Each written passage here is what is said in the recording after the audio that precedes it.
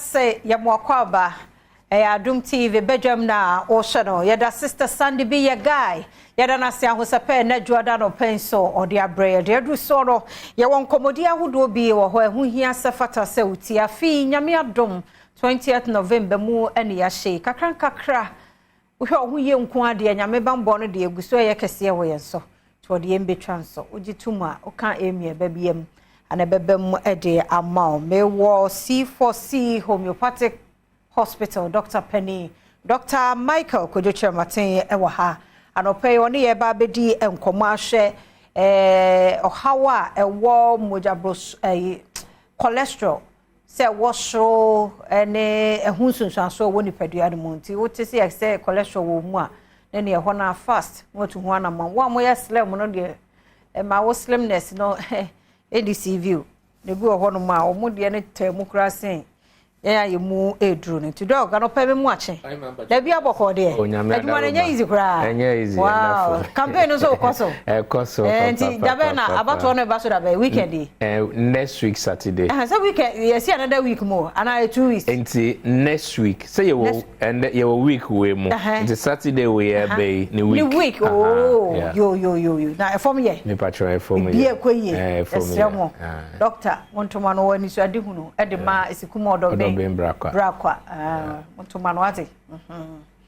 na de enya politics ye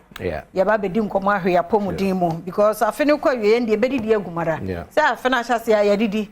nti me sure ba na build kakra no me ade nti ye ka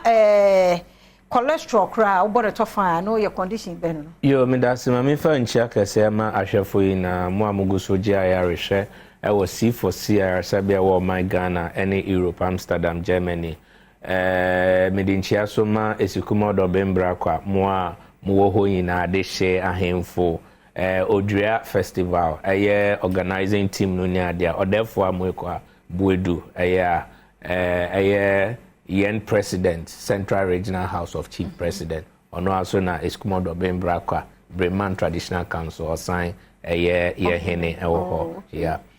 no chronic ka cholesterol ni na extra de na efia sisia cases are ekoso eba almost every day no otum say a hard drain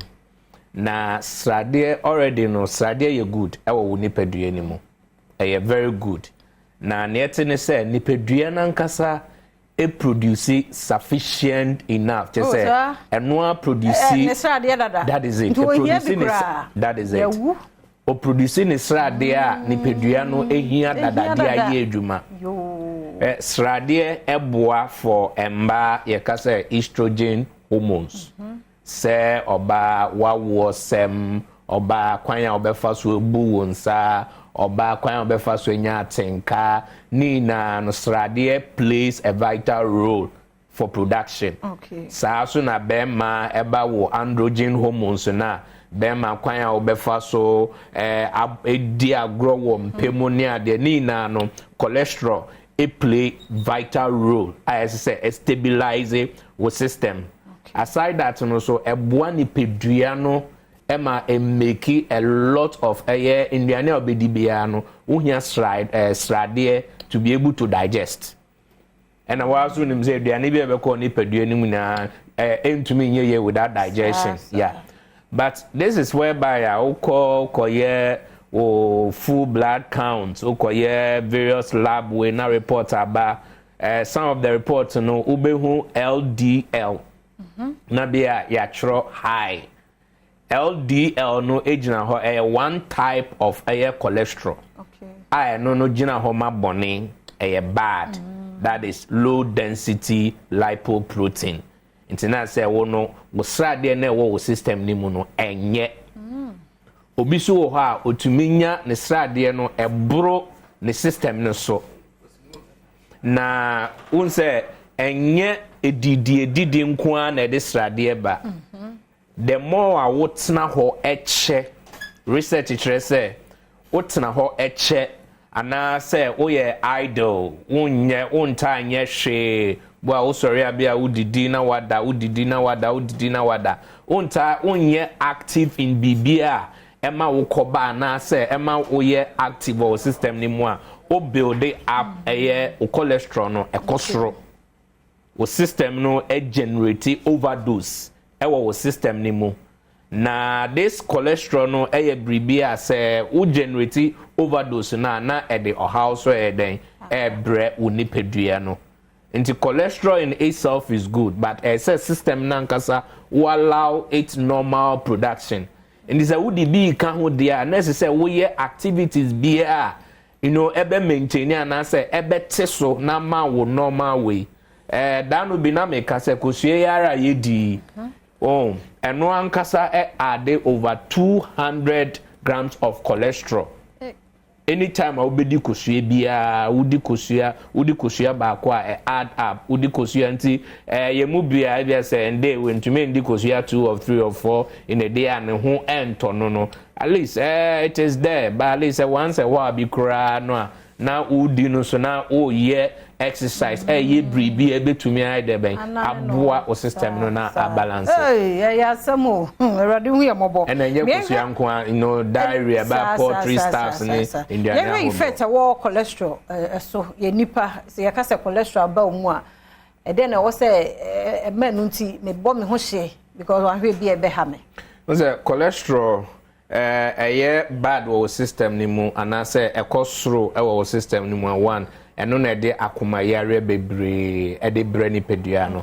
nti obi wa ha ote ho a ase ye beka say palpitation akoma bo pew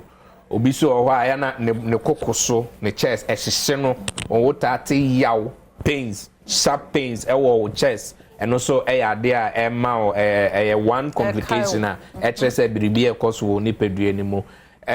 wow also o rate free ade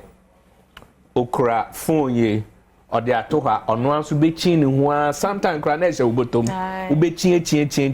na ade na nkasa so ewo ho one way effect of high cholesterol and as a bad cholesterol a sign de ne ebeka say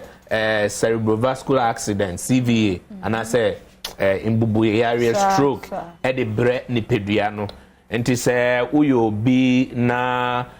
was such way no e de sa complication no amount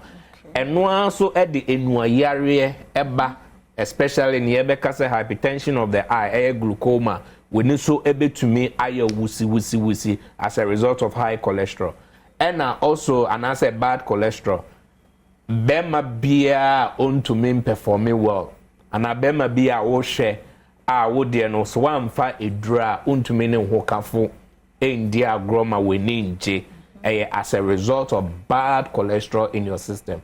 because moja enam entini mu no is a strade adoko no a na kire say ahoden enimu obi wokra mpo o hwe ye ne de no one strade adoko moja no saa so na esichire so adoko moja ntina kire say wo de wan kokra nka wamba ya sampa nti wenya ye ke wo your complications ho ya ka kire na yi wani no ampe ho asem anka na ede ehun sunsan so ba ko a ubetumi enya se wadwen no ebedum se wadwen ni dum an ye ka se wo brain cells no ewu se brain cells no wu a affect enyama bebre wo woni padua ni mu ebe affect kwan ya ofa so kasa ebe affect kwan ya even ofa so like etsi asem ebe affect ubetumi enya na ebe ka se akomayare se obi wo ha within obetumi akasa bia aso ya de kakra bia na wabre oya de kakra bia na wabre oya de kakra badua hom saa ansana wetumi continue but within a think of an obewu na wanhwe ne a utofoma untumi ensori biom because a build up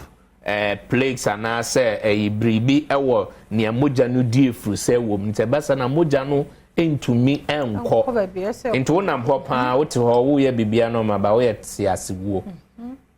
the complications in are very, very high and they are so common so say ubetumi enya cholesterol. Into if say you check BBA and no crown say a part of your routine medical checkup because of Uba Africa ye nuani the type of nuania ye who say ye dia na pay we are near nimbre and I say nuani na a produce cholesterol no and now ukra wound dia certain lifestyle especially smoke. emra na ekọ na yenhwe kwan a homeopathic medicine so eboa reduce cholesterol. You fear edanyame say ye call bronye ye de esi ho a C4C Ayarasabia all over Ghana and ye branches e wo Europe ye Christmas promo. Ya formulate a C4C cholesterol drops. C4C cholesterol drops. Food and Drugs Authority so agia tumo. No to manage wo cholesterol level wo system ni mu na support hunam akwa wana build it up into ye ma cholesterol drop no na ye ma C4C liver tonic because liver also is responsible for production of cholesterol into ye ma liver support no na ye ma cholesterol drop we unya bi ewo oman Ghana ha unya bi wo pharmacy bia agi say India ni Europe and C4C branches are ewo oman Ghana ha wo yario wo nyario I say I believe in prevention is better than cure nti ehun behia say first 500 callers Christmas promo first 500 callers numbers no ewo screen no ase ofra ye be ma 4-digit code sa code no will attract 50% discount to all our branches. Number is 05000 40331 05000 40331. Europe line is here +31 687 487 122 +31 687 487 122. That's it. Papa Dr. Michael Kwajo Chamatena yete no enkano